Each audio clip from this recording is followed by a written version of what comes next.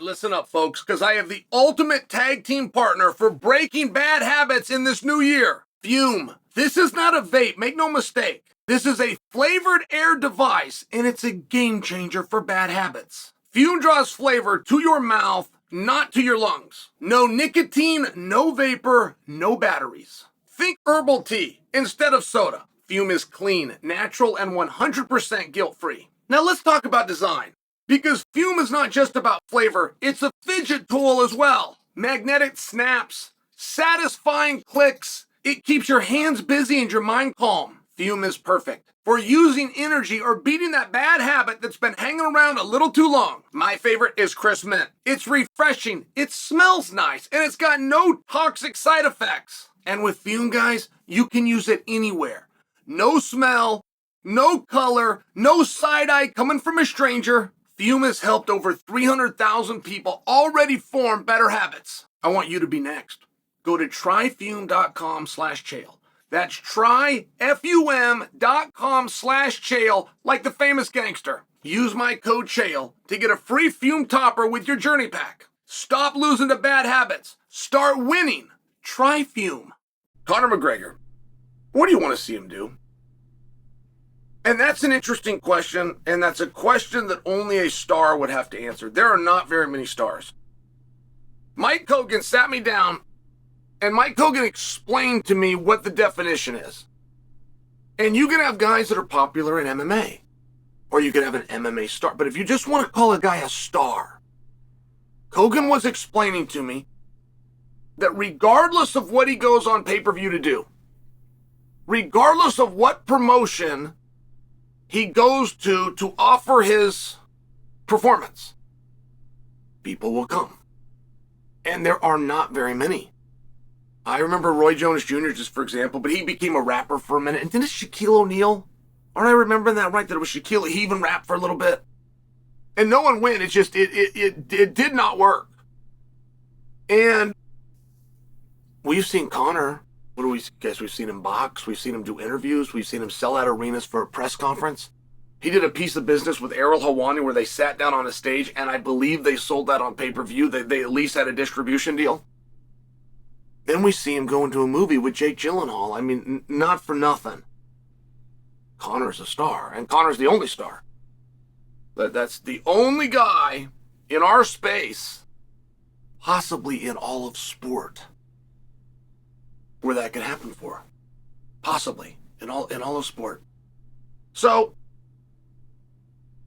when we look at it from that vein, what do you want to see Conor do? Because he's under contract with the UFC, who has no interest in letting him go. And Dave Feldman came out and spoke about this. And Dave Feldman's got a marketing, he's got this great relationship with Conor.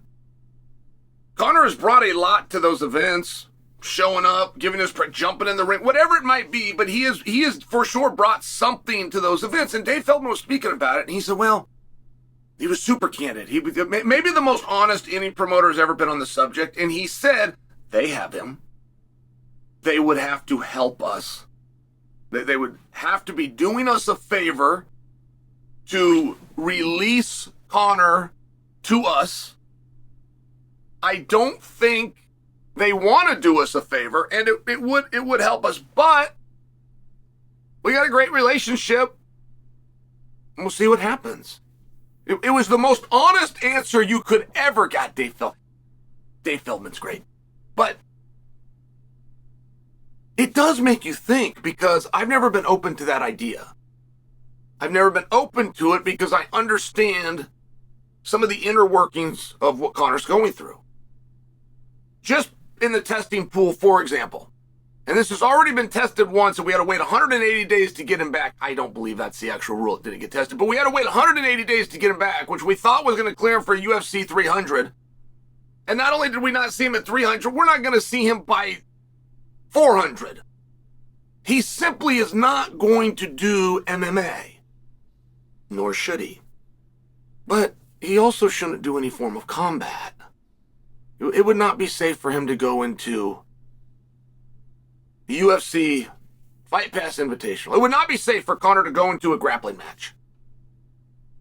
It would not be safe for him to go into a boxing match. It would not be safe for him to go into an MMA match if the number one and golden rule is to protect yourself at all times. There is nobody under contract, not a top 10 guy. There's nobody under contract with the Ultimate Fighting Championship that Conor could protect himself against at all times. There is nobody under contract at bare knuckle boxing where Conor can protect himself at all times. Now, I'm not being rude when I talk about this with Conor. Like, these aren't opinions. This wouldn't be some new opinion. This is 5 years of evidence across 2 different sports. He for sure cannot protect himself. The guys who he couldn't protect himself against are not still top guys. Like, there is a whole new, right? MMA, the landscape has just simply changed. So, but if we understand that, the question I'm not asking you where should he go or where do you think he would do the best. I'm not asking any of those things. Because I'm already giving you the answer. So if Conor's going to go out there and bring the entertainment side, and he's going to sell a bunch of tickets and bring a bunch of attention because he is a star, where would you like to see him most?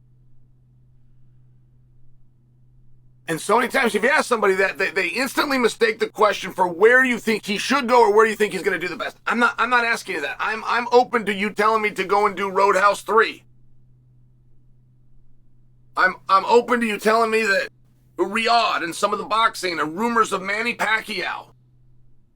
I'm open to you telling me Jeremy Stevens and finally settle this piece of business and a promotion that Conor is working with. I'm open to you telling me let's get the Michael Chandler thing done or X, Y, and Z. But I want to know where you'd rather see him the most, because until Dave Feldman said this, I never considered it. I never considered, just because, again, I understand how difficult and unlikely it would be that Conor could get out of his current situation with the UFC. To get out of that, it would also mean, right, if there was a carve-out and Conor, it would be an automatic removal from the pool, which to re-enter, though not technically tested, but they did wait 180 days, right? So, as unlikely as it is, I've simply never considered it, but we should consider it. I am not sold on the idea that Conor will not fight again. I understand that he shouldn't. I got to keep saying that because we're having very different conversations, right? As soon as a guy pulls out of a fight for a discolored pinky toe, which may or may not be broken and may or may not be his, as soon as that happens, it's over. It doesn't come back. But you can't just kill the career. Right? When somebody has an identity, you can't just kill the career. What a person will do to protect their identity is extremely hard to limit in words. I've seen kids in classrooms. I've seen kid in practice. Not all that big, but they've got a reputation with the boys, and whatever that is. And Conor has so many other options. And he did do incredible numbers in Roadhouse.